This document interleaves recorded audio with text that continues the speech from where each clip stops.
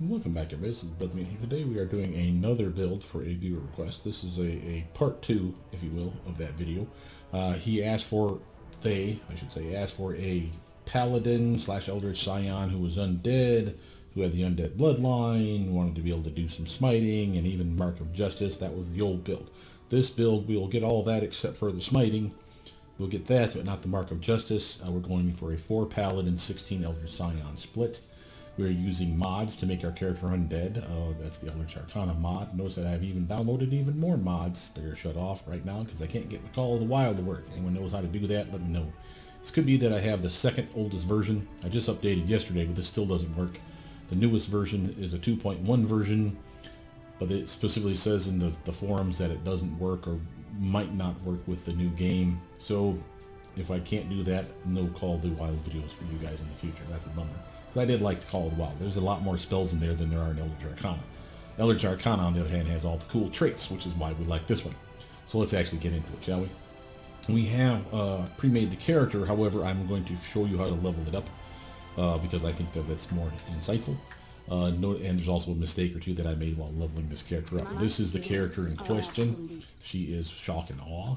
Eldritch Scion, Paladin4, Eldritch Scion16. We have a nice split and of course abilities, and because we're undead, of course, no con stat. That's what I want to kind of show you, and I'll show you how we level her up. But know that some of the important things here is you will finish with a BAB of 16. That means 4 attacks in a round. That's not amazing since that last attack is like I had a +1, but so what? It's an extra attack, and again, that means we get up to 5 if we use a speed weapon or haste on your character. So again, there's plenty of fun to be had here for melee character. So don't think that just because I'm making you more of a caster that you're not going to be able to melee. This is a solid character, and I maintain that it's not only going to be a solid character by the end of the game. The beauty of this build to me compared to the other one is you will have the ability to wear heavy armor. Not that you have to. I'm just saying that that's going to be an option. So you have every armor category from heavy, medium, light, and even none, because you're going to be a dex-based build, which I know sounds weird, but I want to explain why we're doing what we're doing. So let's actually just strip delete that character, so we can make you another one. Now, this is going to be an undead character, a dex-based character, and of course human character. So we had downloaded new pics as well. While I was downloading new mods, I grabbed some new pictures, or other pictures that I hadn't incorporated yet. And so we'll have a variety of new pics that you may see over here. Some pretty good ones, by the way. There's like some really nice elf pictures that I've downloaded recently, and some decent caster ones that I've yet to download. We've got some really good witch hat looking pictures, as well as ones that are inquisitors. So again, highly recommend that you get on the forums and find out what the best source for those types of pics are. But we are looking for an undead character. Got a lot of new pics for that as well. A couple that are so incredibly gross that I won't use them. Matter of fact, I think I probably straight up just deleted them. But there's some interesting ones to be had, and that's to be sure. While I usually categorize them for, human male, human female as separate categories, you may see the random mistake. Another example is an elf where there should be a human picture, as well as I've taken some of the human pictures for females. Since I can't get a lot of halfling pictures, I've decided that halflings and gnomes are so small, but they're basically human in proportion. So if I have a picture where it's not obvious how big the character is, I make one a gnome or a halfling by default, so it may look weird, but in my head it works, and that's all that really matters to me. We got some decent undead looking pictures, but they smack of being a caster more than anything else. But again, I can't tell you not to grab them. Got some really trippy ones here, and that looks like a scimitar, and that's what we're kind of going for. So I think we'll do that one, even though she's not going to dual wield. That actually looks like a gnome hook hammer attachment to the back end of that, but whatever, that's fine with me. We're going human, female, red hair. Not really good hair choices sadly these days, but I think I'll take that one. We'll make sure she's pale as a ghost because she's got white makeup on. She looks kind of pissed off, so let's see if we got an angry face. There's one. She's a dex-based character, so we're going to make her kind of thin, and from there we are going to go Magus Eldritch Scion first. Now let's actually explain why we're doing what we're doing, okay? Paladin, we are going to take 4 levels in. Honestly, I would recommend stopping at 2, but you did like Smite, and I figured what the hell, let's give you 2 instead of 1. This is the only reason to go this far, in my opinion, is because you want the extra charisma bonus to be converted into all your saving throws. This is what people dip into Paladin usually for. So 2-level dip is usually good enough. Now you may say, well, I like the immunity to disease, and again, I like the immunity to fear. So 3 levels is not bad. You are not immune to fear, but you are definitely immune to disease because you're going to be undead. So this isn't an issue. So again, there's no real need to go to level 3. And again, same with level 4. But again, you got the AoE heal, you get another smite, so I'm going to stick with my guns and say that 4 is okay.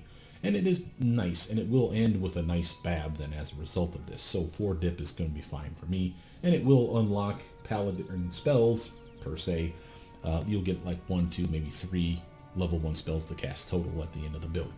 But we're not starting with Paladin, and again, you may say, why? They start off with all kinds of good stuff. You got martial weapon proficiencies and simple weapons, light, medium, and heavy armor, and shields, no less. Yes, this is true. I could take you 4 levels first and then switch off and go Eldritch Scion the rest of the way. The downside is when you do that, to cast your spells, you start with the ability to cast spells in armor, but only if it's light.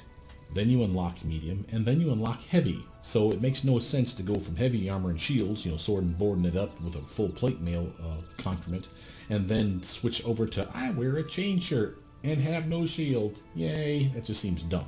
So we're going to build you into heavy armor. So we're taking you 13 levels in, then 1, 2, 3, 4 levels of Paladin, and then finish 3 levels of Eldritch Scion. Okay? And again, fits in my headcanon, and here's the headcanon analysis for why I'm doing it this way. Not just the realistic reasons for it. I mean, how I have it in my head that your character is progressing. Your character hates people. You are lawful good, so of course you want to enforce your rules and laws of your deity, which you have yet to pick. But you're a lawful good person, but you're also an undead person. So you're trying to gain favor with your deity, and as such, you're trying to convince them that you're worthy of taking on the mantle of being the paladin. So you're working your way up, if you will, into middle management. As such, once you get to a certain level, level 13, the deity is going to say, oh, you're doing pretty good for yourself. Why don't we give you some paladin abilities to make you a badass? And then you take that for 4 levels, and then you go back to being a caster. So again, enough love from the deity to go, you're all right, son. I like the cut of your jib. And then you just go from there for what you really want, which is, again, casting stat. Because your charisma is going to be your main stat here, we're going to really take it to an extreme. We're going to make it as high as humanly possible, or undeadly possible, depending on how you look at it. But we're going to be an undead bloodline still. Notice, compared to the other build, we're going to go even further. So instead of the other build stopping at 9 and you not getting Animate Dead for free as a spell, we'll get that for free. Hell, we'll even get these two here, Undeath to Death and Waves of Fatigue for free. Waves of Fatigue is decent, Undeath to Death not so much, especially since you're only picking up at level 20. And I don't think there's a whole lot of undead for you to fight at level 20, but I could be wrong. And if you could solo with this build, quite frankly, very successfully, I might add. So this could be interesting for you. Notice everything else is going to be the same. This is going to be just a little bit stronger. You still get only 1 use a day, but it will be stronger than the previous build. And these ones will be the same. But again, the difference being is we get these earlier because we're starting Eldritch Scion. So this makes you feel tough very quickly. And I think, rightly so, that this is the proper way to go. So this is our character. First, know that we're flooring con stat, and again, because we're giving you the Undead Curse, this is good for you. You get extra points to spend. This can go to 7 because it's going to be a dash here in about 5 seconds. And then we can have, say, like a 12 strength, maybe get ourselves a 16 dex, make sure to invest in charisma, get that shit to 19 because that's money. And then everything else is just kind of what you feel. I don't mind doing it this way, but that's a bad idea, because you'd have to put a point here and a point here and then a point here just to get these to even numbers, and then that burns up 3 of your 5 points. Whereas I can put all 5 into charisma if I do it this way and be happy. Now, again, you could just as easily convince me that you could go like this and just leave these alone. That seems weird. I'd rather have the extra strength. Even though I'm not a strength-based character, I still maintain you want to be able to carry some stuff. And especially if you're wearing plate mail eventually, you want to have enough strength in your character that you can walk around without being completely impeded. So this is still a solid choice. We got 12, 16, 7, 12, 12, 19, thanks to the charisma bump for being a human. 4 points. For this build, if you're going to go solo, I highly recommend that these 3 get unlocked immediately. You may not have to take them too high. I'll probably take mobility to 3 and take trickery up a little bit more as well.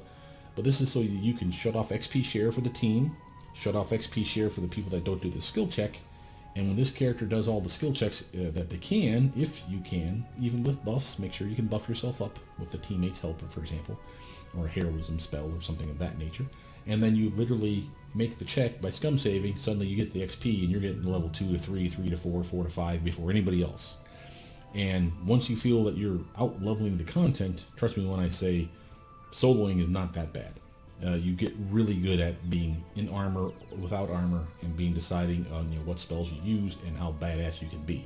And you may say, I'm not particularly healthy, my fortitude sucks, but remember, this goes to nothing, and then it uses this +4 to calculate your HP, and then it also uses that +4 or higher, we'll increase it steadily, to calculate your fortitude. So you're going to be fine. You're going to finish with really nice saving throws. You have a really nice armor thanks to this high dexterity, and we're going to, of course, capitalize on that with gear, no less. And again, we'll have plenty of things that we get to do with spells, with a weapon, with buffs, with debuffs, with armor. Again, there's just nothing that's going to be bad about this character, in my opinion, except for the undead weaknesses, which is always going to be a thing. So that's how we're going to make this character, just so we're clear. The other reason for going dex-based, let me actually get to your physique drawback first. Let's give you the curse. Notice to get the curse, you need to have either Urgathoa as your deity, which you cannot pick because it's lawful nothing. It's not lawful good. You have to be lawful good to be a paladin, so you can't grab that one. So you can either get a spell focus or spell focus necromancy, which seems weird that they give you the choice, but we're going to go necromancy. And I know it's a little odd because you don't have much in the way of necromancy spells. There's a way around that, and I still maintain that I like that you're going to be a necro bastard. So let's give you spell focus necromancy right now. Again, any of these would work, but I'm going to go with this one. And again, for thematic reasons. Now you can see you can be undead. If you want to prove it to yourself, go back here, just click, and you'll see it's dash. Notice your health went up. Notice if I take it down, it goes down. If I push this back up, again, this goes back up. So again, you know that fortitude and hit points are keying in off of that charisma. So again, you're doing your job. From here, by taking that physique drawback, you get 3 traits instead of 1. I recommend, of course, combat trait.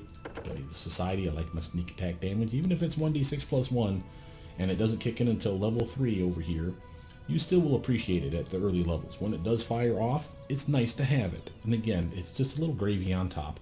We can make it better. We will make it better. But the point is, I do like that one. From here, we could grab... I'm not grabbing them now, but I just want to point them out to you. We'll get them later. Magic trait, magic lineage, or regional trait, meta magic master. We will use both of those later. That's after we get meta magic. There's no need to grab it now until you get meta magic, and there's no need to grab meta magic now until you get level 2 spells, which is here or higher. So that's why we're not grabbing those now. We are going to grab faith trait just to jump to the gun here and say planar savant is what you're going to grab. I figured that you want to be good at one of those things. Yes, your intelligence is 12, but your charisma is better, and the charisma is going to continue to get better. This will allow you to add your charisma modifier instead of your intelligence modifier to one of these two, your choice. I recommend Arcana. You're a necrolord after all. You probably studied magic, so why not be the magic person for the team? And you will be very, very good at it by the end of this build. So this is what we're going to pick here, but we're not going to just yet. I wanted to show you other stuff that was of interest to you. Campaign trait wise, we could go optimistic gambler like we did in the last build, buddy, and give you level 1, or the very first one on the list, where you have mastery of the undead. It's kind of lame sauce. Let me just say it. I mean, it's nice and it's free, but you're going to get it for free down here anyway. Yes, it's an actual spell at that point. Instead of lasting for only 1 minute, it'll last for 1 round per caster level, which for you will be about 16 when we're done with this build. Still better. Yes, it's not initially here, so that sucks, but I don't mind that, and I think this was kind of cheesing it a little bit. I made I made an acceptance for that last time, simply because I wanted it. I knew that you weren't going to get it here. But since we know you're now going to get Animate Dead for free, I just said pass on that. We could go, and will, later on, in my opinion, go Nobleborn for Medjeva. This gives you extra lay on hands. Now, this may not be a complete waste to you, and if so, fine. Go for something else. I mean, we could go Ladavka right now and get free Snowball spell, an extra spell for level 1. But we can pick that up ourselves at level 1 if we so choose, or level 2, and we will. So this is really not that impressive to me. Same with our, was it Orlovsky? No, it was the Regarvia that has the Fireball spell. Where you at, little bastard? Yeah, here you go. Regarvia, Fireball spell for free. And again, we could do this. It will be waiting for you once you get to level 3 spells, which is here. But you could also pick it up for a natural leveling process, so it's really not helping you out per se. So it's kind of weird to do those things. That's why I say that MODDED is the one that I would probably go with, just because you know you're going to get Lay on Hands. And again, we'll get this one later, because you don't have Lay on Hands yet. You're not going to have it until level like 14 or 15. So might as well push those back to the second round of additional traits. So what then are we going to grab? Well, I'm going to recommend first equipment trait, family heirloom, and your weapon of choice, in this case the scimitar. Doesn't have to be the scimitar. I just like it, and I want to showcase that there's a way for you to now weapon finesse it. It used to be you could, now you can't. But with this mod you can. Again, it costs you a feat, and of course you need weapon finesse still, so that's 2 feats now we're burning just to get access to this as a good weapon. I still maintain it's a solid choice for you, and thematically for the electric guy that you said you wanted to be, there's a reason to go for scimitar. We could go, if you didn't want to do the extra feats, you still need weapon finesse for it, for a dex-based build, but you could go rapier, you could go kukri. Those are solid choices for a magus still, and there's plenty in the game, just like there are scimitars. The scimitars seem to be keyed into being used by a magus. That doesn't mean you have to pick them, but again, pick what you feel. And again, if you're not grabbing scimitar, know that you're probably getting an extra feat back, which is nice, because then you can do whatever you want with that feat. But it's up to you. No, I'm taking that scimitar because, again, like I said, we get a magic scimitar at level 1. Yes, it's going to be keying off of strength right now because, again, it's not weapon finessable yet. We have to make it that way, and it's kind of annoying. Notice that we said for the other one, we were definitely taking that faith trait, planar savant, knowledge arcana. Now, I can stop here and go weapon finesse and be done with this at level 1 if I so choose. I'm not choosing to do that. What am I going to do instead? I'm going to give you a weakness. Spell vulnerability, abjuration, just like we do. Cold's a problem for you. Make yourself immune or resistant with gear. Know that that'll help. There's very few abjuration spells in the game that you save against, so this is a nice one to pick. Again, maybe not thematically makes sense, but screw it, I'm totally going that route. That gives us 2 feats then to play with, and again, one of those feats is, you better believe, weapon finesse. So we can actually use that dexterity eventually. Can't use it right now with that scimitar. So they give you a magic scimitar at level 1. If you want to swing with it, you can. You will be at a solid swing. You get a +1 from strength, +1 because it's a magic weapon, and another +1 because it's a scimitar that you've been trained in because of the family heirloom. You've been training with it all your life. It's like weapon focus, but not weapon focus. So you're at a +3 to your swing. That's not amazing, I'll grant you. If you switched over to a generic rapier right now, which you probably have at level 1, you're still swinging at a +3. Again, how is that better? It's actually worse because you're not getting the extra damage from it being a +1 rapier. You see the problem? But again, I still maintain that scimitar is what I wanted to go with. Then from here, we could get the other one, but we can't. You need 2 skill points invested before you can grab that other feat that turns it into a finessable weapon. It's called Dervish Dance. And again, this is part of our mod. This is not the vanilla version of the game, I don't think, anymore. This is because of our Eldritch Arcana mod. They took away our ability to wield them as finessable weapons early on. Straight up sucks. So what do? You get 2 points in persuasion, you have a high enough dexterity, you get weapon finesse, you make sure you can pick up the scimitar, and then you can actually pick up Dervish Dance. This does nothing more than basically convert your dexterity modifier into the modifier of choice for wielding the weapon as far as to hit. Has nothing to do with damage, just to hit. Oh wait, no. Melee and damage. Oh, never mind, I take that back. My bad. That's awesome. That's even better, so we don't even need agile weapons anymore. That's just tits. Sweet. I just need to learn to read. But that's cool. But that's something we're going to build into, and that's going to be here at level 3. So that means then what do we grab here? Well, we already got our spell Focus Necromancy. We could grab something like Arcane Strike just for some generic damage. That's +1, eventually +4, maybe even if we get lucky, +5 by the end of the build. Probably going to stick it around at +4 though. And that's a solid buff. If you don't want that, then let me move you towards the thing that we're going to be using sooner than later, and it's called Point Blank Shot. There's going to be a reason for this. Trust me when I say that you want this. This is why also we went for a dex-based build. Not because we needed it for this, but because of what we're going to do with this build. I'll explain when we start picking spells. So let's grab that Point Blank Shot. Level 1, we're going to grab ourselves your Shocking Grasp and your Shield spell. Remember, you wanted the electric attacks, and this is one of the best ones. 5d6 of damage eventually through your weapon. with a meta magic feat that we get with this mod, we can take it all the way up to 10d6 of damage, and then some, as you'll see. And it crits when the weapon crits, if we channel it through the weapon. That can't happen until level 2, but we're a hop, skip, and a jump from there anyway.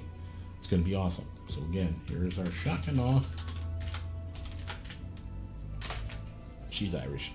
And again, we have to be good, lawful good specifically. Remember, if you want to be Paladin. Now, on that, while you're playing this, because it's a ways away from being Paladin, you're going to do decisions in the game that make you neutral, that make you chaotic, that make you evil, that's going to shift this all over the place. You may not be lawful good by the time it's time to pick Paladin. However, if the devs were smart enough to give you a spell or a scroll in the game that you can buy, it's pricey, but you can afford it, and it's going to be, I think, called Atonement.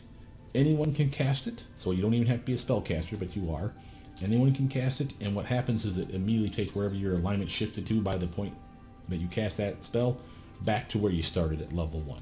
Okay, so make sure you know that. So if you can't, so it won't let you pick Paladin. What the fuck? Know that you need that scroll. Okay, you've been dipping out of the lawful or dipping out of the good too much, or your deity won't choose you as a Paladin, which I still maintain is a mistake, because I always thought there was lawful evil Paladins. I always thought it was just lawful was the thing, but maybe I'm just thinking amongst. Interesting. But this is your character. And I'm going to back out of here real quick, just to put her in the kitty here, but also to show you the character itself. Notice, they give you an extra weapon. So let's actually get you back to your where you at, Bastard. There you go.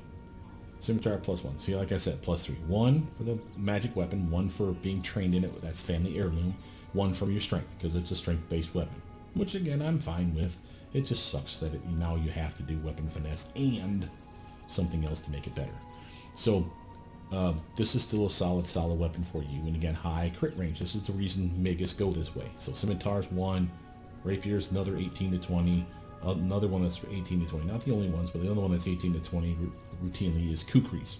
And there's a ton of all 3 of those weapon choices in the game. So, again, pick your poison. But this is the one I want to do, because I want to kind of show it off a little. From here, though, notice that again, you have a solid swing, extra damage, so 1 from strength, 1 from the magic or weapon. You're doing okay damage right off the bat, and a nice crit range besides. And again, here's your fortitude. +4 from Undead Creature, that's coming from your charisma, +4. You got decent HP. You got more HP than most people for a level 1 character. Why? Because most people don't have a con stat of 19.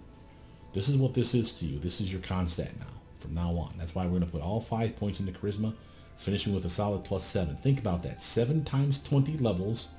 That's 7 extra hit point per level times 20 levels. That's 140 extra HP you can guarantee that this character is going to have compared to someone else that has like a con of 10. That's a solid character. And again, +7 then also to your fortitude as a result of that. So again, you're going to see your fortitude is going to be amazing. We're going to capitalize on that dexterity, so your reflexes are going to be good. And again, you are a caster type, so while your will saves aren't going to be amazeballs, they're not going to be crap either. So you're doing really well for yourself as the person that has saves. And then we throw on the bonus saves from being Paladin. Remember, that's keying off of your charisma too. You're going to be really good once you get to that level. I think that's about 15. So let's take you all the way up. Know that picking spells is going to be important for you. I always maintain upping perception. It's totally worth it. I always recommend capping something out. So if mobility needs to get to 3, cap it out as soon as you can so that you can literally say, I'm done with you. But remember, we did need persuasion to 2 minimum to pick the feat we want. Now that's not showing up until level 3, so if you want to push it back a little bit, that's fine. Just know that next level you're going to need to put 2 points into here before you pick that feat. Okay. For here, I'm going to grab... well, first let me walk you through some of the stuff that's reasons that we're going point blank shot and a high dex build. You're going to be a ray caster. So snowball, even though it's not a ray spell, it's a ranged touch attack, same difference. Same with Rave Enfeeblement. So already we have 2 spells that are ray spells. That's actually not true. You also have 3 more cantrips. You got a Acid Splash, that's a ray spell. Ray of Frost, it says it in the name. And then you have Disrupt Undead, that's the Undead ray spell. So you have 3 more. So again, we already have a decent smattering of ray spells. And we will get both of these spells. Not right now. Maybe you won't grab Snowball right now. I still maintain Magic Missile for an auto hit is something nice. Especially when you have a runner.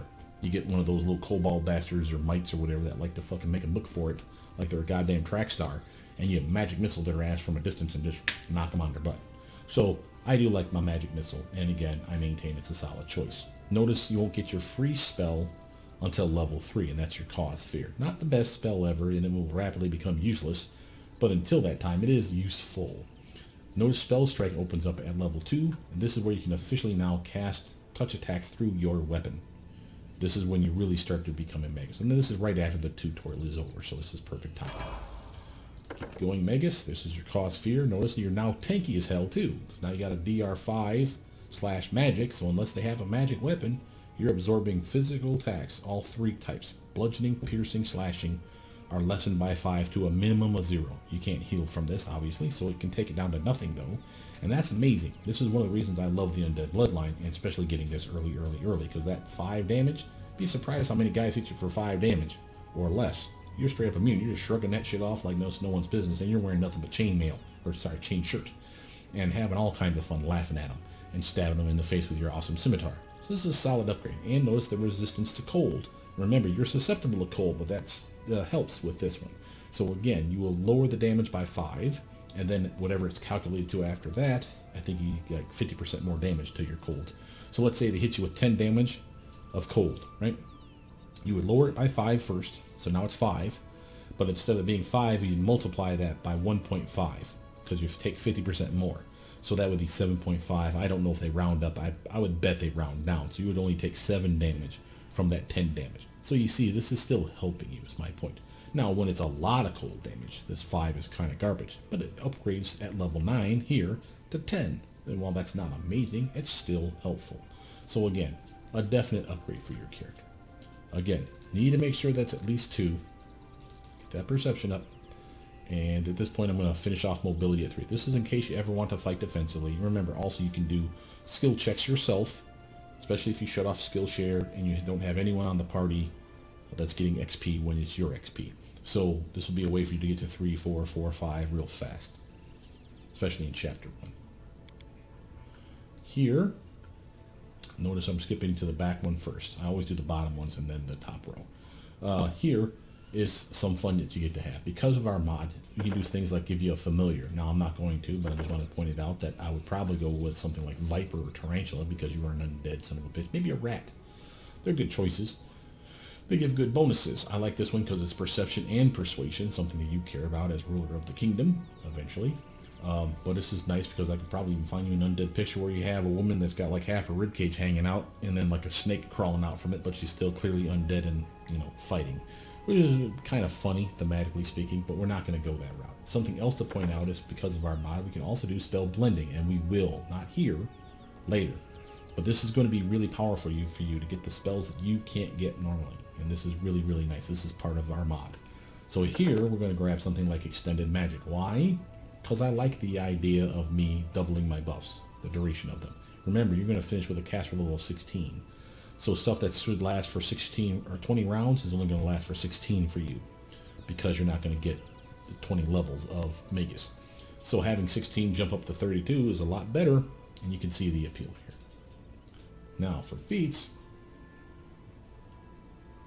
we're going to grab you that Dervish ability. Dervish Dance. Dex now instead strength for melee attacks and damage, and we'll prove that to ourselves here in just a moment. Now we have spells. I recommend Snowball or Raven Fieldman at this point. Either is a valid choice. And again, just to show you those cantrips, Acid Splash, Ray of Frost, Disrupt Undead are your Ray spells. Notice this is your melee touch attack, infinite use spell. That'll be important later too. And of course we got Cause Fear for free now. Now let's actually back out here just to see if it really did what we were saying it would do with that Dervish Dance. 7. So you got your dexterity bonus, so +3, and you're at +4. Where's it coming from? 1 from the magic weapon, 3 from that, and we have yet to turn on our, or actually we don't have Arcane Strike. Yeah, we didn't pick that up yet. Perfect. So again, it is working like it says it does in the tooltip. Now keep going, Magus. Now you're at level 4 spells. Always Charisma. Notice your health. 43 jumps up to 47. Notice your Fortitude says +4 instead of +5. It will update once we get you done with this level, so trust that it will be there. but only the unmodified charisma. What does that mean? If we put on a belt or a hat of charisma plus 8, for example, which is what we're going to do at the end of the build, that'll give you 4 more points on this side. That'll give you more HP. It will not give you more fortitude under the category you're seeing here, the undead creature. That doesn't work.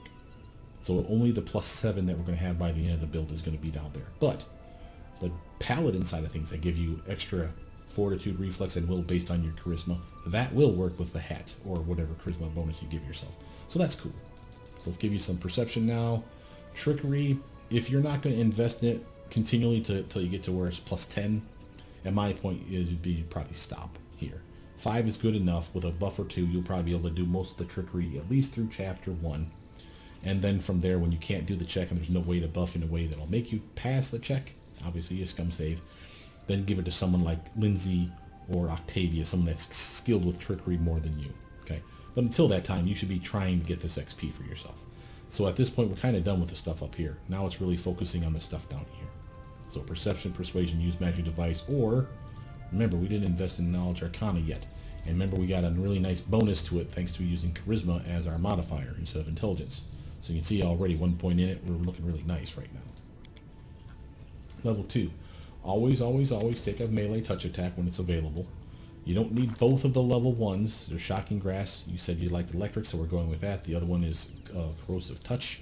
You don't need both, but you at least need one at each level. So there's one at level 1, and at 2, and at 3. We'll get all 3. Level 2, we're also going to grab ourselves some protection. Between Blur and Mirror Image, I will get both. I like both. I like Blur more than Mirror Image. Mirror Image may protect you better. However, Mirror Image wears off as soon as they kill all the duplicates. Once the duplicates are all gone, you're open there in the breeze. It doesn't matter that it should last for multiple minutes still. So this one will always be on unless someone strips it off of you somehow with like Dispel Magic. So I like Blur. I like Mirror Image, but I like Blur first. Now, because we're a level higher than level 2 casting, the game will give us the option of respecking out a spell.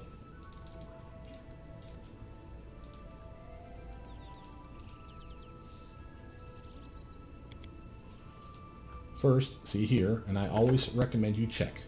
Even if you know that you've grabbed the spells you want, sometimes you'll be like, this one hasn't been working for me. Maybe I don't really need it. If not, keep them. But I always recommend you check. And I always, like I said, work from right to left, backwards on this one. Notice we can get Precise Shot. We will do so. We need this for this build. We also need Weapon Focus Ray. Now we can get that now. We don't have to. We can put it back a little bit because we're not going to be able to do all the cool stuff till here. So at this point, you're a hop, skip, and a jump away from being able to intensify spells. At level 6 is where they finally start kicking in and being useful. So I suggest you get a meta magic like Intensify. Again, part of this mod. If you don't have this, I can't help you because this is amazing and it sucks that you don't have it. But it's definitely something that you want. Level 2, notice Scorching Ray. Amazing ray spell. And again, we are all about the ray spells. Asp Arrow is another solid choice. I would not recommend both per se unless you know you can fit it in the build. We might be able to, but I would still err on the side of getting the one that does more damage. That's Scorching Ray. The difference being is I do love how Acid Arrow does not have spell resistance. Remember, spell resistance is like armor based on your ability to penetrate the armor. Our spell pen is based on, do we have spell pen? No. Do we have greater spell pen? Also no. And then what? You roll a 1d20, and what is your caster level? Well, our caster level is going to be subpar. It's only going to go up to 16 maximum, remember? So we're not going to be the best at penetrating spell resistance. That's why spells like this are really kind of nice. But I can't turn down a spell that hits 3 times for 4d6 of damage each beam. And the fact that all 3 can be sneak attacked, that's going to be money for you. And again, if you can grab both, grab both. Notice we're getting not only buffs to our weapons, we're up to a +2, we can make a weapon now, but we can also turn it into a flaming or a shock or a frost or whatever combination thereof weapon. That's not bad. That's going to be really, really useful for you for pushing out damage. Go to Magus. Notice we're getting more Magus Arcana, and notice because of our mod, we can actually pick extra Magus Arcana up here. We will do so. It's going to be useful. Not a bunch, maybe like once, maybe twice, but definitely something that's going to be of merit. Okay. At this point, you're probably, even running solo, you're getting real close to either beating the Stag Lord or you've just beat him. So now you have your kingdom. So that's why Persuasion is so useful right now. For here, I could get spell blending. See how I have two choices now?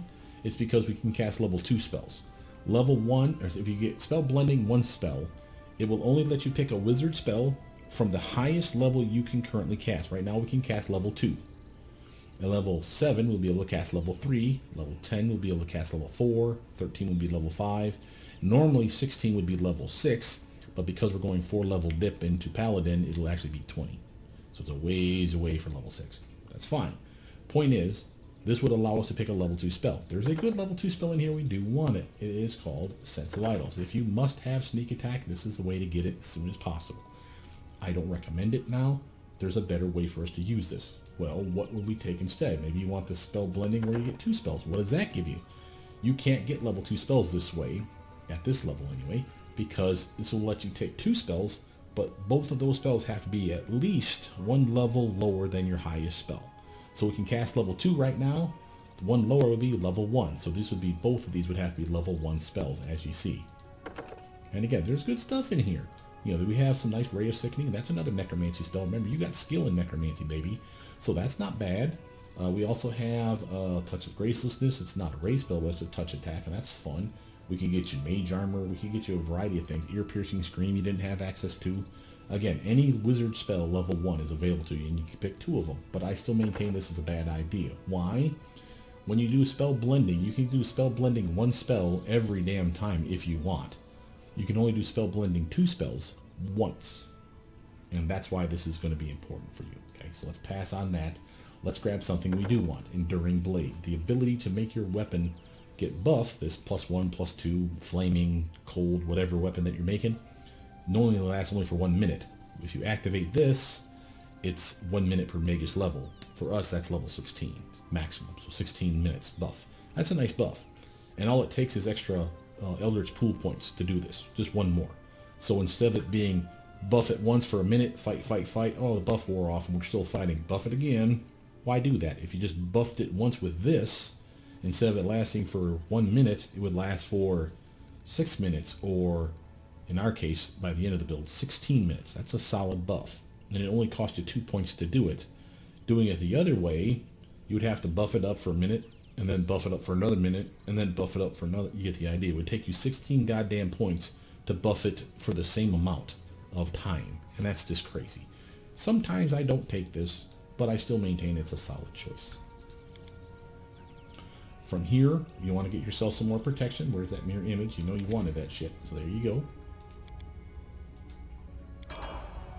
Magus, level 3 spells unlocked now, and medium armor. Doesn't mean you have to use it, but now you get a little more diversity, right? You get to check it out. Say, oh yeah, I like this breastplate. Oh, that chainmail looks fucking kicky.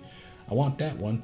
Again, you'll start giving the best gear to your characters. Keep an eye on your dexterity modifier, though, because remember, the more dex you have, the higher your armor, the less dex bonus you get back for your armor. So you're kind of getting and taking a little bit, but you still want your dex high, high, high. Notice that we're also getting Vampiric Touch for free. It's available for you now. Do not pick it. What do I mean? When we start picking spells, it'll give you it as a choice. Say, hey, you want this spell, don't you? And sure I do. Turns out, no, you don't, because you would have gotten it for free if you didn't pick it. So let's grab you another feat. Let's get us that weapon, focus, and ray spell, and I'll get it out of the damn way before I forget it. Okay. And again, you are shooting snowball spells and scorching rays right now anyway, right? So why not be good at it? But we can also get another ray spell like Ray of Enfeeblement. Now wait a minute. Before we get crazy here, we got at least 1 more spell to go. And I do want Grease. So maybe you want Grease now. I can't tell you the answer here. Know that normally I would advocate Reduced Person for a dex-based build. This is a free +2 to your dex, +1 to your swing again because of your dex, plus another 1 to your swing again because you're teeny tiny, it's easier to hit those big fat heads, and +1 more to your armor because of your dex, and another +1 to your armor because, again, you're teeny tiny, it's harder to hit your ass from those big fat heads. So you can see Reduced Person is amazing.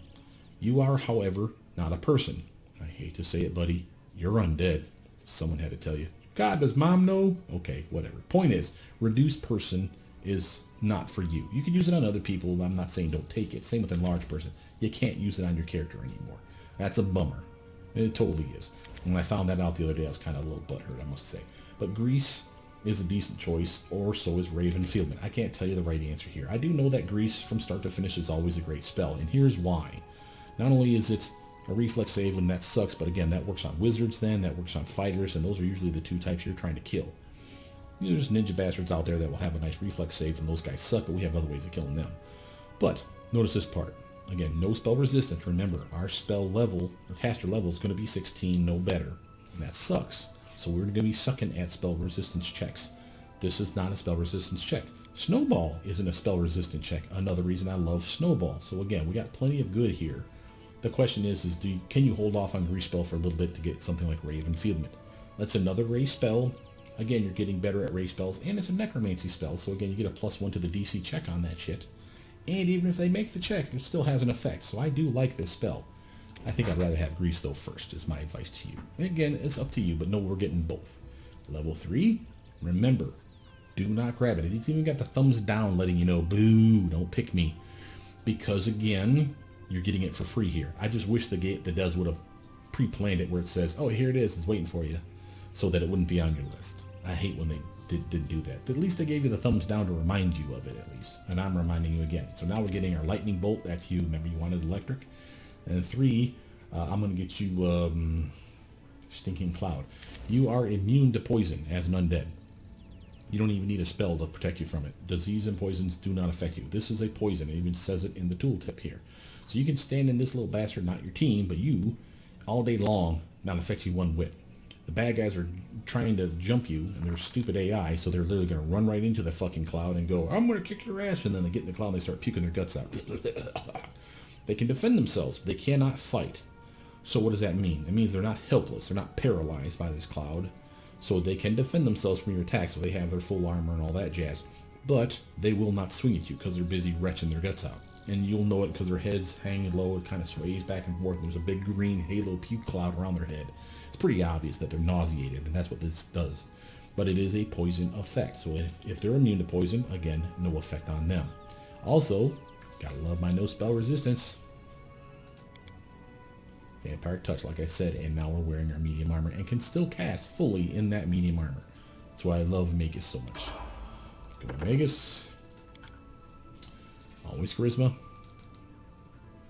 I'm going to upgrade. I'm going to try to get persuasion up towards tied from now on, so I don't have to think about it anymore. Again, check it. Are we happy with everything? Looks good to me, brother mutant. Okay, moving on.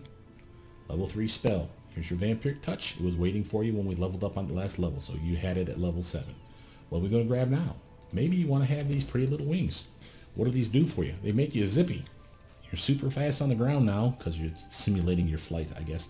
Notice that even in medium or heavy armor, you move at 40, not 60, but still faster.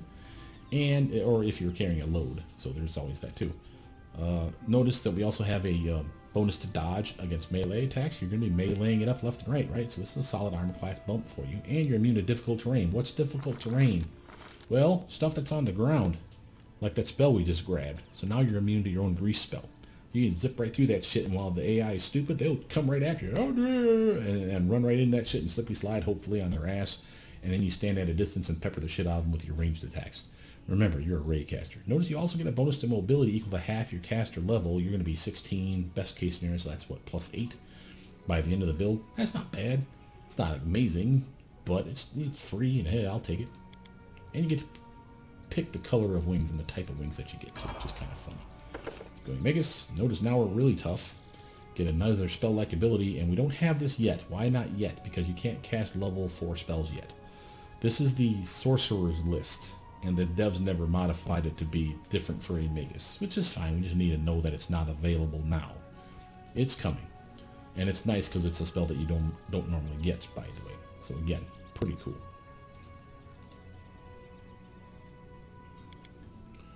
From here, normally I would advocate Ghost Blade. Let me check something here. Spell Blending. 2 spells. Can I get Sense Vitals? Yes. Can I get something else that I wanted? What did I wanted? Resist Energy is fun. That's a spell you don't normally get. This is some solid elemental protection from one of your 5 different elements. You have to choose when you cast the spell, but it goes from 10 protection to 20, then eventually 30. It's not bad. Don't like that. Protection from arrows is garbage. Don't bother with that Invisibility is okay. We're going to get greater invisibility, which is the better version, because you can attack while it's still on. This one, as soon as you attack, it wears off. Hideous Laughter is not bad. There's no enchantment spells that you have access to as a Magus unless they give them to you for free down here, or if we pick them up free this way. So if there's a really good enchantment spell that you want, here's your chance to grab it. I don't want it. Just saying it's a choice. Burning Arc was available to you now. It's not bad. Teammate friendly. Bounce fire through the bad guys. It's a good spell. Bone Shaker, another necromancy spell. That's pretty fun. It's not going to be amazing damage, but it's 3d6 plus 8 more, so 11d6 at our best case scenario. That's auto hit. And again, it's necromancy spell. If there's a DC check on there, which I'm fairly certain there is for like half damage, we got a bonus to making sure that it won't work, thanks to spell focused necromancy. So you can see the appeal here. I'm not saying you have to take this one. We can, like I said, I did want that Ghost Blade. We can grab Ghost Blade now. What does this one do? Well, let me tell you. It gives you 2 buffs. Brilliant Energy and Ghost Touch. Ghost Touch takes one of these points. See how it's +1, +2, +3? It takes one of the pluses away. The Brilliant Energy takes 4 pluses. We don't have 4 pluses, Brother Mutant. I know. Sucks. You can't use Brilliant Energy right now. But here you can, and we will get to here. This is actually the level you get your last Magus level before you start Paladin for 4, and then you go back into Magus some more. So we will get to a +4. We won't get to +5, but we will get to +4, so the Brilliant Energy will be valuable. So because of that, if you're capable, and this is everyone's decision, if you're capable of pushing back Sense Vitals just a little bit longer, buddy, I recommend you do so, because it's really going to be better once you get, even if you picked it up at level 11, and I'll show you how we can do that. It's worth doing. So I'm going to grab Ghost Blade now. Then, feat-wise, what we have here, we're working on, we got, so let's see, we got Weapon Focus, we got Point Blank Shot, we got Precise Shot, we got everything we need.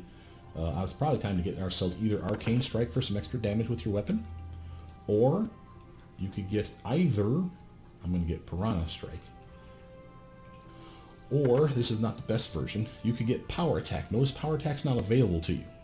Let's actually go back and I want to show you how you can get it available to you. Okay. Let's say in the game you happen to find yourself a belt of strength +2. See how your strength is 14? Now level up. Okay. Everything we just did, nothing different, but we have that 14 for strength now because of that belt that you must wear.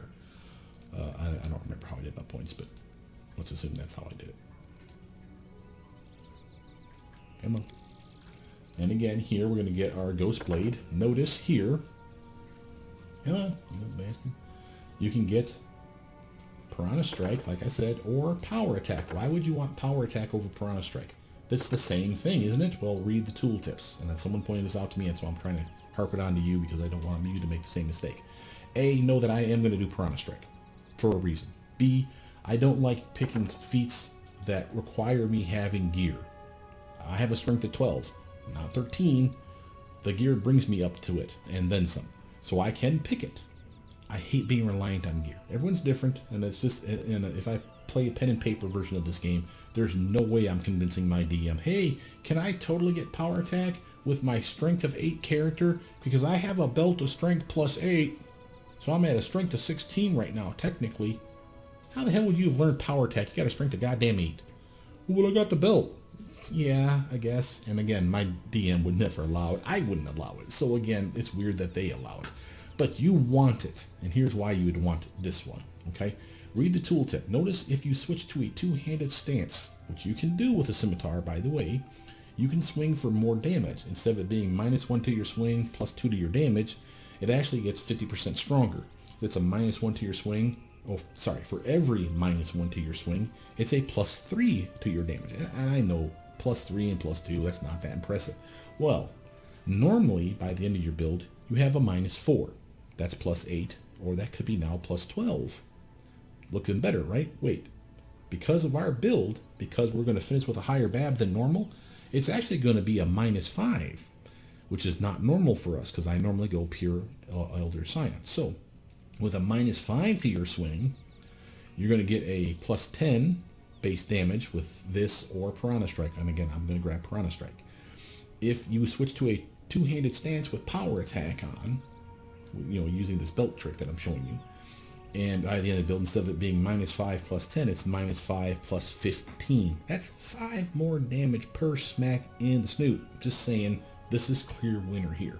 Again, I'm going to grab it for you just to show it to you, but Piranha Strike would be the one that I grabbed. And that's the only real difference here, because it is the same exact buff. It's just light weapons versus strength-based weapons, which is power attack. And again, scimitars fit under this category. So, yeah, but like I said, I would have done Piranha Strike. Just to be clear here, okay? Lip tree, gonna grab myself some. Do not grab greater magic weapon. Sorry, I should have said this earlier. It's a nice buff, don't kid yourself, but this does not stack with that buff that we do for our weapon where we turn it into a flaming weapon of +1, +7, whatever. So it doesn't stack. It takes away the buff and it totally pisses you off. So don't bother with this one. But, well, let me rephrase. This would be useful if you're burning up those buffs very quickly. You know, like you're constantly using like 1 minute buff, 1 minute buff, 1 minute buff, and they're gone like you didn't get during Blade. This could be useful because you'll run out of those buffs and then you have this spell in your back pocket and you can still make it a magic weapon for a long time. See what I'm saying? So it is useful. I shouldn't say that it's garbage. It's just, it overrides the ability that we wanted. Now what do you want here? Displacement, Fireball, Haste, and Slow are all solid choices. I recommend any of those. I'm going to go with Haste. It's better to buff you and the team than it is to debuff the bad guys. And the logic behind that is, think about this. Debuffing the bad guys is awesome. You get into one room, big fight, slow, bam. Fucks up all the bad guys, you kick their ass. Awesome. Easy peasy, pumpkin squeezy. Move on to the next room. There's another bunch of dudes to fight. Well, they're not slowed, are they? But if you kill them fast enough with haste on, where you buff you and your team, kill everyone real quick, do you still have haste on you and your team? Maybe. Run into the next room. Oh, look, more bad guys, and you still have haste on. See how you've got 2 fights out of this, maybe 3. So again, haste is better. You want both, sure, but if you have to choose, haste is the one in my opinion. Nice buff. Notice we're up to +3 now for our weapon, which is good because we got a speed weapon upgrade now. Notice it takes 3 of those pluses away. Best case scenario means we take that away, you get nothing added to your weapon other than it's now a speed weapon. And Animate Dead is not available to you yet. You will get it next level. But Grasp of the Dead is available to you right now, and that's pretty pimp. And of course our Ghost Blade, blah, blah, blah. Now I need to keep leveling you up, which means I need to force level you because this character is not enough XP. You need to go to Party Experience, 3, 6, 1, 2, 3, 4, 5 zeros in a row, and put the name of your character, close. Okay? Back to level. Keep going, Magus, baby. Notice we're now a fighter. This is key for this build. This is another reason why we're going this route. Fighter training means that now you are half of your Magus level is fighter levels. That is required for feats. And there's a feat that we want at level 11. Probably not going to get it to level 13, but whatever. Point is, you do want it, and I'm going to show you why. Remember, you're all about your ray casting, right? Well, I got a really good feat for you that's going to make ray casting amazeballs. What are we going to grab here? We probably got 1 or 2 spells still to pick. I'm going to grab Web. And you may say, why grab Web? Don't you usually grab Glitter Dust? Yes, and you can still grab that on the last spell pick if you want. I think there's one more coming. But even if there's not, I still like Web. Why? Remember those wings you picked up? That's a ground-based effect, baby. Don't just be standing in the circle when you cast it, though, because that may fuck you up. But cast it just outside of your circle, so you're like right in front of your toes. And with your wings on, you can run right through that shit. La-da-da, la-di-da. And the bad guys will try to chase you into that shit. And as soon as they get in it, herky-jerky time. And they're moving all super slow. And if you think that's cool, while they're having difficulty running through that shit, we didn't pick it, but if you grab the slow spell here, you can slap the slow spell on top of them too while they're running through it super slow and make them super duper slow. And that shit just never gets old. And again, Glitter Dust is awesome. I do want it. I want Effortless Armor. I want Acid Arrow. Something's going to have to fall along the way. Level 4 spell. What am I grab here? Dragon's Breath, Dimension Door. Oops. Dragon's Breath, Dimension Door are my staples, and they're staples for a reason. One, teleporting in and out is always useful. Sometimes you can only get to a certain area if you teleport easily. So you just poof, poof, and you're gone. Problem solved. If you get caught in a corner, poof, you're out, no problem. Dragon's Breath. Very useful utility-wise. No, ignore this part here. This is a lie. It is spell resistance associated with it. They say something to the devs. They need to fix this tooltip. Or fix the spell, whichever makes the most sense. But if this is wrong, this is definitely wrong. Know that you can do up to, you don't have it yet, 12d6 of damage with this of either acid or fire or cold, or in your case, electric. Remember, that was the thing you wanted more than anything. So electric attacks, well, here you go, baby. That's another electric attack for you. That's a solid choice. 12d6 of damage is going to be nice, and this can be intensified. It'll be a level 5 casting, but then at that point it can do upwards of 17d6 of damage. Now again, we'll cap out at 16, but there's a trick that'll allow you to get to 17, and I still maintain that you want that. So that's a solid upgrade for you.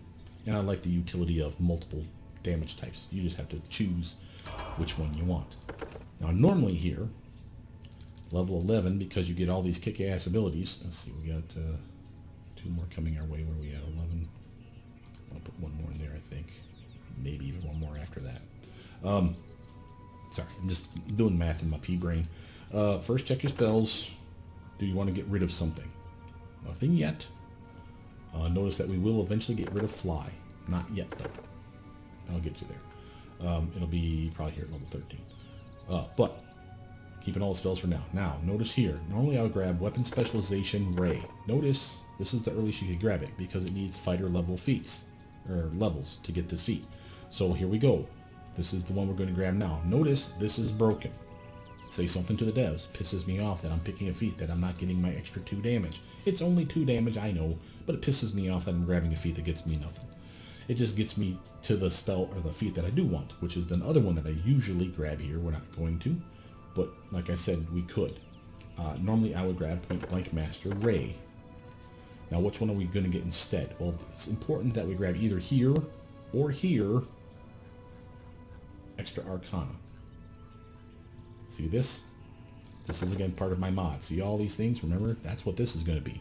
And I want spell blending now. Why? We're able to cast level 1, level 2, level 3, level 4 spells.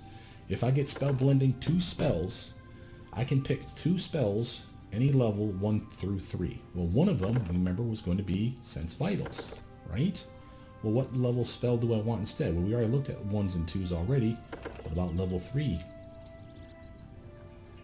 I want something like Heroism. Maybe I want Battering Blast. It's not amazing because you're not going to be casting at level 20, but at 16 you get 3 balls of damage. That's 5d6 of damage to that fucker, and each ball can do sneak attack damage. It's force damage. It knocks them back, and it can be sneak attacks, and we can intensify that to do 7d6 of damage. Best case scenario, it still only does 3 attacks, but it's amazing. And I'm just saying, this is a nice spell for you to have. It's a raised spell.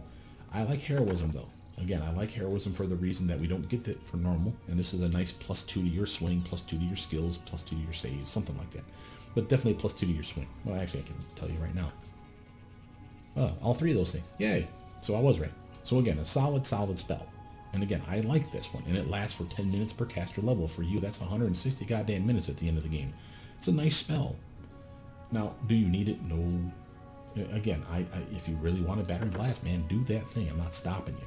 But I do like Heroism. And you say, well, we got this one here. Maybe here I'll grab Battering Blast. I got something better in mind here. I hate to tell you. So if you want Battering Blast, grab it now. But you definitely want Sense Vitals, and you definitely want something else. Pick it up now, okay? And that's why we did what we did.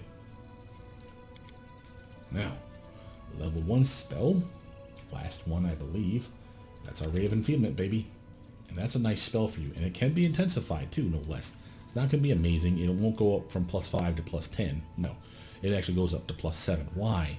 Because what intensified does is it takes the maximum cap. So this is a +1 per 2 levels, which means this caps out at level 10. You understand that? 10 divided by 2 is 5. That's why you got the 5 here. So it caps out at 10.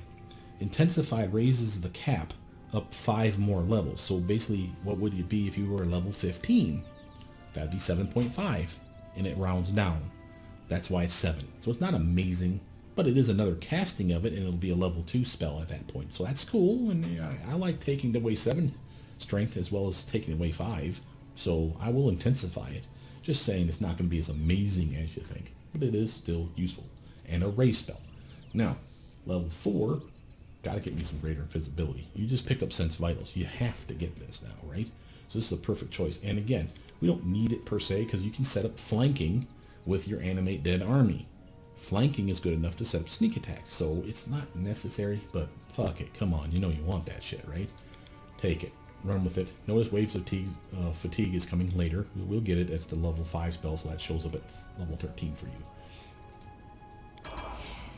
Go Megas, and now here, we are going to pick something up even better. Notice the Charisma, +5 going to +6, watch the health, 147, right? Look at your Fortitude, it's not going to change yet, but notice, see how it says Undead Creature +5? It really will be +6 after you level up. Trust me on that, it will work. Grab that. I think we're done with Use Magic Device now. I'm not going to invest any more in it. We will let the Charisma go to +7, so it will finish at a +15. It's not amazing, I'll grant you, though we're going to buff your Charisma through the fucking roof anyway, so this +15 is going to be realistically like a +20 something. So it's fine. From there, though, it's going to be Perception, Persuasion, and Arcana all the way. Okay? From here, again, there's good stuff in here. Now, I could do Wand Wielder, I could do Prescient Attack to set up sneak attack damage this way. This basically makes them flat-footed. Just a beautiful spell, or ability. I could do Dimension Strike, cut through their armor like the armor doesn't exist. Well, don't we have Brilliant Energy? Yeah, we can't use it yet, but we're there in like another level. So, it's not really necessary. Arcane Accuracy, with that high charisma you're going to have, we can basically just buff your swing this way. Poof, and it's going to be like a +7 all the way up to a +13 by the end of the build with the right kind of gear. It's an amazing fuck you for like an entire round of just swinging. Again, there's no wrong answer here. Arcane Accuracy, Dimension Strike, and Prescient Attack are solid choices. Maximize Magic, not the weird Chinese script looking one, but the one with the hand. That's the 3 times a day you can maximize a spell for like full damage, baby, if you wanted to, for example, or Empowered Magic for 50% more damage. That's not even 100% of the damage. That could be 150% of the damage if you roll well. So both of those are solid upgrades, and I'm not taking them. So why am I not taking them? Spell Blending. Notice we picked 2 spells once already. You cannot pick it again. Now we're picking 1 spell. And again, remember I said it was important. Why is it important that we grab 1 spell? When you grab 1 spell, it is the highest level you can cast. Right now you can cast level 1 spells here, level 2, 3, here's 4. Here's level 5, so we're not at level 5 yet. So this has to be from the level 4 Wizard Spellbook. But what is in the level 4 Wizard Spellbook? Acid Pit's a solid spell. I'm not grabbing it, I'm just showing it to you. This is a conjuration spell. There's no spell resistance to it. And after they fall in and take damage from falling in, they continue to take damage from the acid every round while they're stuck in it. This is an amazing spell. We're not taking it. Bestow Curse then. It's a necromancy spell. It's a solid spell. I could see people having fun with this. It is a touch attack, but that's fine. You have weapon finesse. You can walk over and go boop on the shoulder and fuck them all up for all kinds of penalties. You would appreciate this. It's a solid spell. We're not taking it. Bone Shatter then. Another again, we're not taking it. This is plenty of stuff in here that's good. Don't kid yourself. There's a laundry list of shit in here that's awesome. And Bone Shatter, auto hit spell that it is, look at that 15d6 of damage maximum. You will get to 15d6. You will even get to 16th level, but again, it caps at 15d6. And you say, well, let's intensify it. Well, the downside there is you're not going to be beyond level 16, so you're only going to take it at 16d6 of damage. Ring-a-ding-ding. It is a necromancy spell. It is auto hit. I love the fact that it exhausts them if they fail the check and they take full damage. If they make the check, they take half damage and they're at least fatigued. So there's some fun to be had here. But I'm not taking it. And it kills me to say that because it is an amazing spell. What one are we taking then, Brother Mutant? Stop fucking just teasing us like this and just get to the punch. Innervation is a race spell.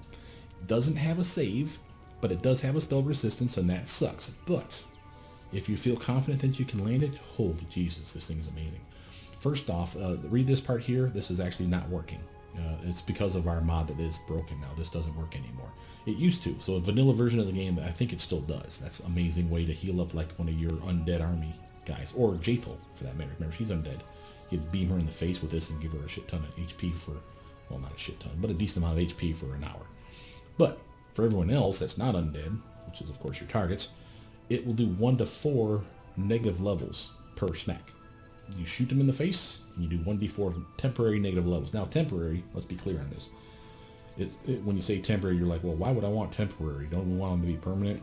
You're going to fucking kill them, aren't you? So what do you care if it's temporary or not? If it did what you needed it to do to weaken them enough to kill them, that's the goal, right? So the temporary, don't let that scare you. This is just to know that if they hit you with an enervation, it is temporary. It will wear off. But that's assuming, of course, you survive the fight. Are you going to let them go? This is not like pen and paper where we have a skirmish, they flee, and then we track them to their base. No, that doesn't happen in this game. You kill them or you lose. This is pretty much how it works. So the duration on this being hours and blah, blah, blah, even that don't matter to you. If it lasts long enough in the fight for you to kill them, that's all you care about. So 1d4 of temp negative levels. First, what does that mean? Let's talk about this. First off, not only do you hit them once with it, but it can stack, which means you do 1d4, you hit them again, it does another 1d4. You hit them again, there's another one, you get the idea. If you take them to 0 levels or less, they die. So that's a biggie right there. Notice something else. They also take damage every time you do 1 level of damage. So if it does 1, 2, 3, or 4, it does like 5 points of damage per level that you drain. That's not amazing, but because again, it's like -5, -10, -15, -20 damage. But it's something. It does lower their health, just know that. And then the other part, this is the real seller. If you hit them successfully with it and they're not immune to it and all that fun jazz, for every level you drain, you lower their saving throws, all 3 of them, by the number of levels that you drain. And remember, they stack. So if you beam him for 1, hit him again in the next round, you hit him for 4. Now he's down -5 to all his fucking saves. So on fodder, you would not use this spell. But on a main boss who's being a dick, who's saving like fortitude saves and reflex saves through the goddamn roof, enervate, enervate, enervate. Awesome. And it's a race spell. Remember, you're a race spell guy. This is an amazing necromancy spell. And even if it doesn't have a necromancy save that we can't capitalize on with this spell-focused necromancy, I don't care. I'd rather not have a save. So it's a thing. But this is why we did what we did. Okay? And it actually pushed back our ability to cast race spells at point blank range. Trust me when I say you will feel that. And that sucks. But you needed to pick it up. You had to pick it up now. Why now? Let's actually explain that first.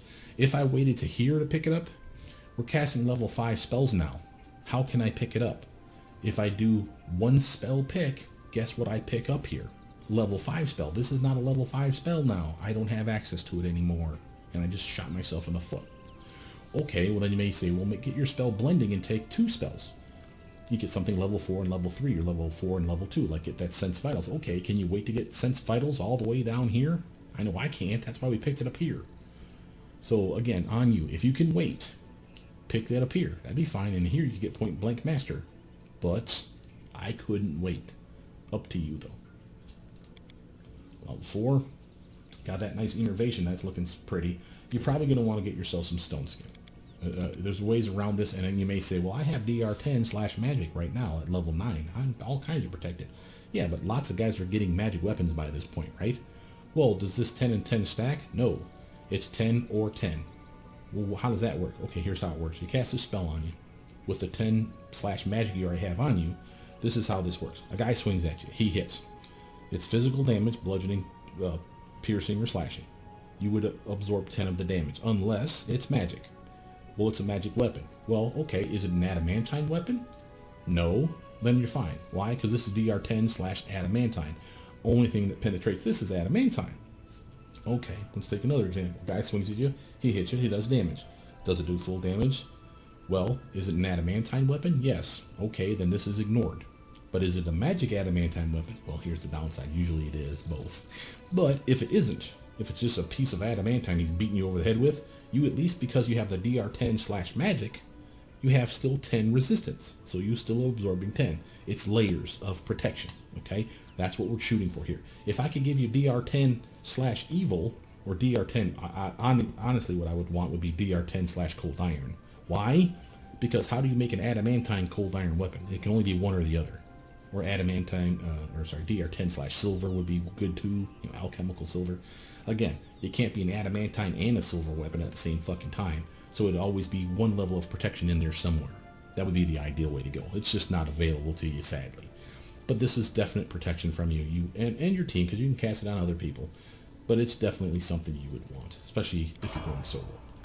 Last level of Megas for a while. Notice we're finally into our full plate, baby, or banded mail or half plate, but probably full plate.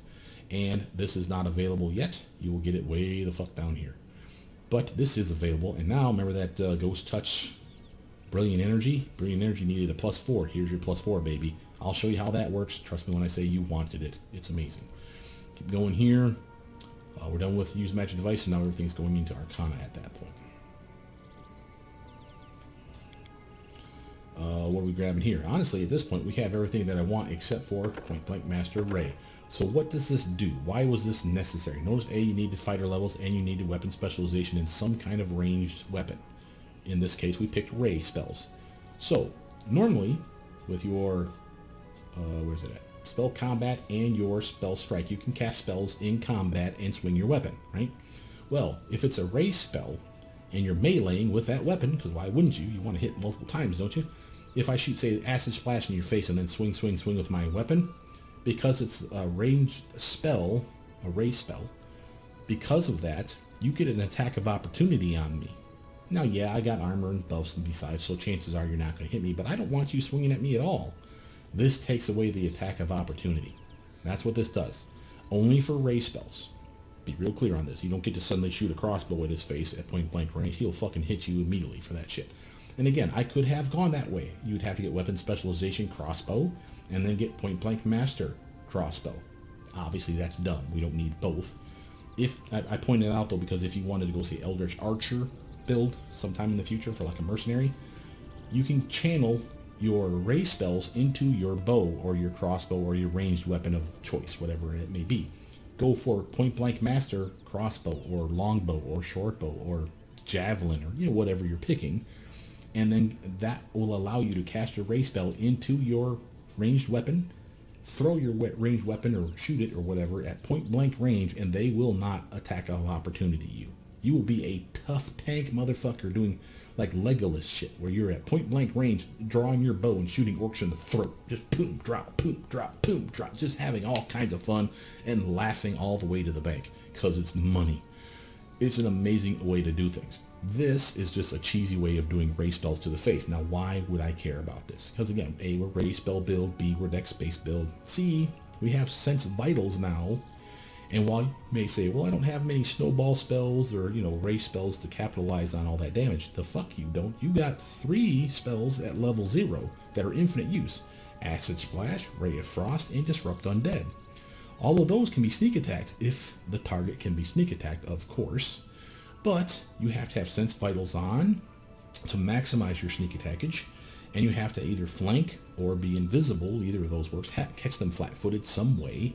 And again, we have that with Greater Invis and our Undead army, so we got all kinds of ways of setting up flanking. So we're cool with that, and now you can shoot them at point-blank range, sneak attack, and then still stab, stab, stab 3 fucking times for a sneak attack, sneak attack, sneak attack with your melee weapon. Why wouldn't you want that? And that's why we're doing what we're doing for you, okay? Just saying, there's a reason I'm doing this. This is an old build for me. I mean, it's rehashed thanks to the Paladin stuff, but it's fun, and I enjoy doing this kind of stuff. Now, we probably got 1, maybe 2 more spells to go here. I can't tell you what to grab other than Displacement's good, Fireball's good, Slow's good. What do you want? And you may say, well, I don't need Displacement because I have Greater Invis. True, true. This gives you 50% chance of being missed just like this does, and this makes you invisible, which is even better. And it lasts for the same amount of time. However, it is a level 4 casting, and this is a level 3 casting. So there is that. Also, Displacement isn't invisible. Well, duh. Well, sorry, rephrase. If they can see invisible, does this help you? Oops. This is not invisible. Seeing invisible doesn't stop you from seeing me being displaced. I should still be 50% chance of being immune to being hit. So this is still powerful. If you don't want it, again, Fireball, baby. And you can intensify that, so there's reasons to want it. I'm not going to tell you what to pick. But pick something. Just run with something. And I think, like I said, I think we got 1 more coming. So again, you can do this one and that, this one and Fireball, Slow and Fireball, whatever you want to do. Here, level 5, well, 1, know that your Undead army is immune to cold. That's kind of a no-brainer. Notice also, we got Overland Flight. Now, wait a minute.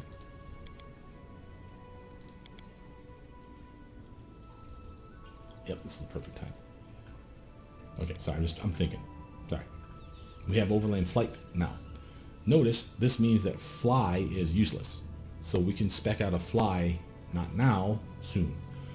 Not right now. Next level, maybe the level, let's see, 17. But point is this is going to be useful, and then Fly won't be. So you can probably take Fly off the list recycle it out and get another spell. Remember, it's a level 3 spell. You can get like Fireball that way. Okay? But this is decent. You don't have to get it now because, again, you still have Fly. It lasts for a long time. So there's nice, but you can get something else for the time being. Like, I don't know, how about a Poison Cloud that you're immune to that you can stand in and kill all the bad guys around you? Yay! And so can your Animate Dead. They don't like poison. They don't give a shit. They'll stand in that shit all day too. And you can shoot through them, Cone of Colds, because, again, they're immune to cold damage because they're skeletons. Fucking awesome, right? And you get that nice +4. This will be waiting for you at level 20. It's a long way away, buddy. It's fine. It's going to be fine. It's going to be great. It's going to be better than fine. Now, we're not done with Magus, but we're not doing any more yet. Go to your Paladin. Remember, you have to be lawful good for this shit, so make sure you're lawful good before you start this level. Now, Paladins are going to be the way to go. Again, I still maintain that 2 levels is good enough. I said I would do 4, so we're going to do 4. But if you think you're fine with 2, do 2. Go back to Magus and finish at level 18 caster level. More spells, you will probably appreciate it more. And more bang for your buck besides. But know something else. If you go 2 Paladin and 18 Magus, you will not get that extra special 4th attack. You'll get only 3 attacks because you will finish with a BAB of 15. Okay? If you go 4 Paladin, which is what we're going to do, we will finish with a BAB of 16 by the end of the build. That's 4 attacks. Again, that last attack is lame. I know. But what do you want? You want an extra attack or do you want more spells? And again, you're going to get more stuff too. Like you're going to get your Fear, Immunity, your Mercy, another Smite, and the ability AoE Lame Heal. Whatever. But maybe you like this shit. And again, I can't tell you not to do it. Notice that this doesn't matter because you are immune to disease. You've been immune to disease at level 1. But the point's still the same. I would normally stop at 2. Most people would. I'm taking you to 4 because we said we would. Boom, boom. Again, doesn't matter what deity you pick. For thematic reasons, I'm picking Shellen because, Serenite, because she is a scimitar wielder too. This doesn't matter for you either.